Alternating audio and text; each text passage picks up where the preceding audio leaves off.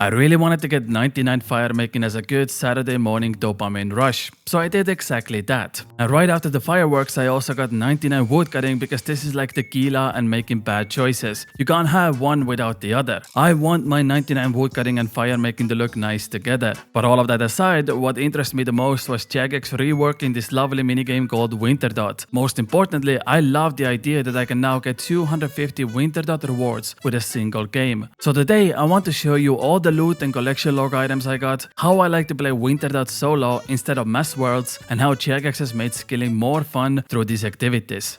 On October 9th, 2024, Jagex reworked Wintertodt with multitude of different changes, most notably removing the point cap, so the only restriction right now is getting the 6-hour logout time. And you also take less damage during the game, which means you will never run out of food. These two changes, along with everything else, meant that you can easily get 125,000 points in 6 hours. First of all, let's talk about equipment. My setup was quite simple. I had 4 pieces of warm clothing, I also used regen bracelet and hit point scape for that extra safety, and you might want to take a stamina potion or any run restoration application if your agility level is at the lower end. I also use offhand Bruma torch. This acts as a tinderbox and it saves me an extra inventory space. As for my inventory, I just have a knife and a hammer, that's it. Don't need to bring food because there is a healing option inside the minigame. Once you have everything set up, go to the lobby and make 10 rejuvenation potions. You can take the pre-made potion from the boxes, collect the 10 herbs right next to it, and then use the potion on this NPC to turn them into rejuvenation potions. If the warmth meter ever gets too low, you can drink this potion to restore some of it, and it acts as a food source. You don't lose hit points in this minigame anymore, just your warmth, and if it reaches 0, you just die. So if you're a hardcore Iron Man, you might also want to bring Ring of Life with you, as it does work in this minigame. The way to set up a solo round is pretty simple. You want to get the Wintertodt health under 25% as fast as possible, because this reduces the passive damage that interrupts your activities and also increases attacks that turn off the braziers. You want the braziers to go out as much as possible, because this is where majority of your points are gonna come from,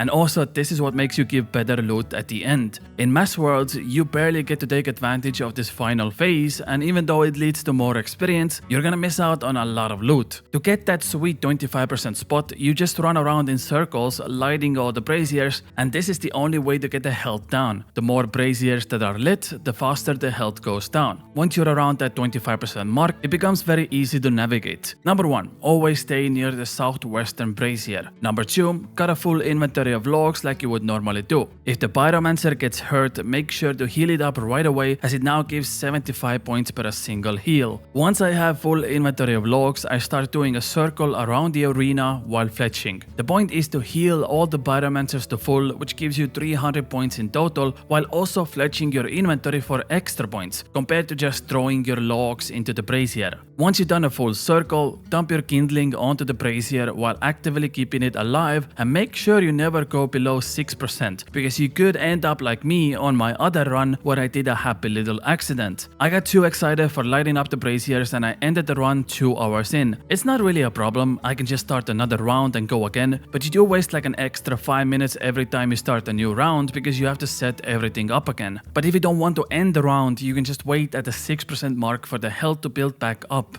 If there's no braziers lit, the energy will continue to slowly go back up, and that allows you to stay here infinitely. The good thing about solo method is that you get experience in multitude of skills. For example, in my 6-hour run, I got 1.4 million firemaking experience, 55,000 woodcutting experience, 100,000 construction experience, and 120,000 fletching experience. That just goes to show you how valuable it is to also train your secondary skills here. Now, there are some small tricks you can do to get even more points per hour. Occasionally, if you get lucky, the pyromancer can take damage up to 3 times in just few seconds. In those scenarios, if you heal fast enough, you can get over 200 points by just clicking the pyromancer at the right moment. The other thing is fletching your logs just as you're about to light the brazier. If you can click on the brazier, click on your knife, and then log on the same game cycle, you will fletch the first log a little bit faster. You can even do this when the brazier is broken. Click on brazier, knife, log, bam. Works every time and you get faster points. If you do everything correctly, you can get over 40 Wintertodt rolls per hour. Compare that to the mass worlds where you usually get only 25 rolls per hour because you spend so much downtime waiting for the rounds to start. And it's not only more loot that makes solo Wintertodt enjoyable, it's also a lot more chill to play. You really don't have to be precise or always on time and worry that if you go AFK for a single minute, you miss out on the rewards. Just make sure the Wintertodt health stays between 10 to 25%, keep cutting logs and fletching them, and keep running in circles healing the pyromancers. Once you're exhausted of playing or when you're close to being logged out after 6 hours, you can end the round the same way you started, which is lighting all the braziers. Once again, the more of them are lit, the faster the Wintertodt health goes down. Also, keep in mind that you don't have to do 6-hour sessions like I did. You can easily do 1 hour or 2 hours and it's still somewhat same experience and loot. Honestly, if anything, I don't recommend doing 6-hour games because if you disconnect, you lose all your progress and points forever.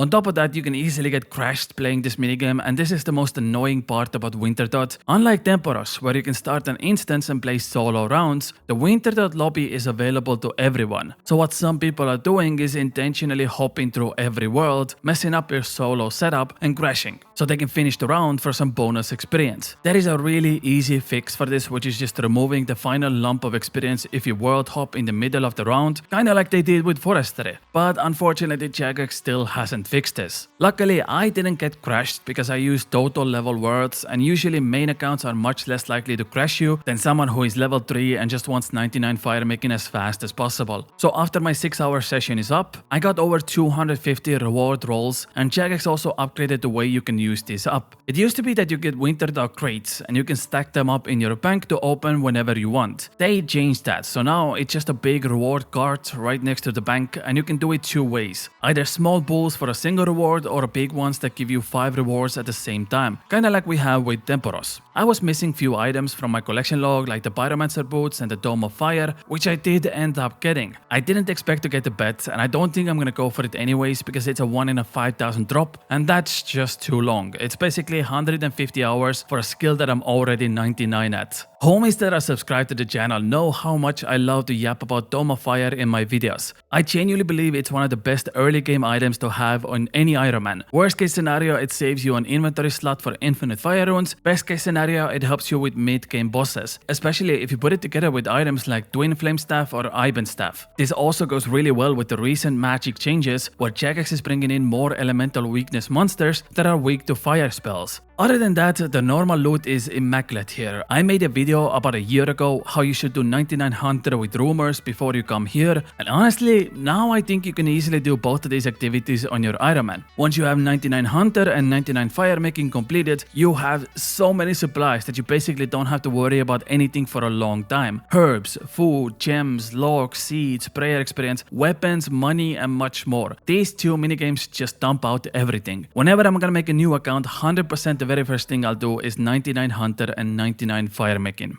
And to end the video off, here are some fun firemaking facts that you probably didn't know. If your firemaking level is between 1 to 43, there is a chance you can fail lighting a fire. It doesn't matter what type of log you use. So if my firemaking level is, let's say, 40, I have equally the same chance to fail with willow logs as I do with normal logs. Now the interesting part is that using firelighters on normal logs completely neglects this effect, as they have a 100% chance to successfully light the fire no matter the level. These firelighters actually make oak logs completely useless, because you will always get more experience per hour with normal logs and firelighters than you do with oak logs. The only setback is that you have to manually use firelighters on the normal logs, and that also wastes your time. Until an item called Nomis Firelighter comes into play. This item comes from medium glue scrolls, and it basically acts as a tinderbox with some extra benefits. One of those is that you can put up to 1000 firelighters into this giga tinderbox, and it uses them on the log automatically, which saves you some time. So for anyone who's looking for the fastest way to get 1 to 50 firemaking for Desert Treasure or Wintertodt, starting off with the Nomis Firelighter along with normal logs is the fastest way to get there on normal accounts. Jagex did buff bonfires just recently, and it now gives you roughly 33% more experience than it used to. Also, if you're in Members World and you want to do some bonfires, the Crafting Guild bank is an amazing place to do that, because you can light the fire right next to the bank chest for minimum interruption. Just don't forget to use your Pyromancer outfit that you just got from Wintertodt, because it does give that nice 2.5% bonus experience. And that's it. Short and simple. If you like this video, be a homie and help me out with subscribing, and I'll see you all tomorrow with another one. I love you all very much. Bye. Mwah.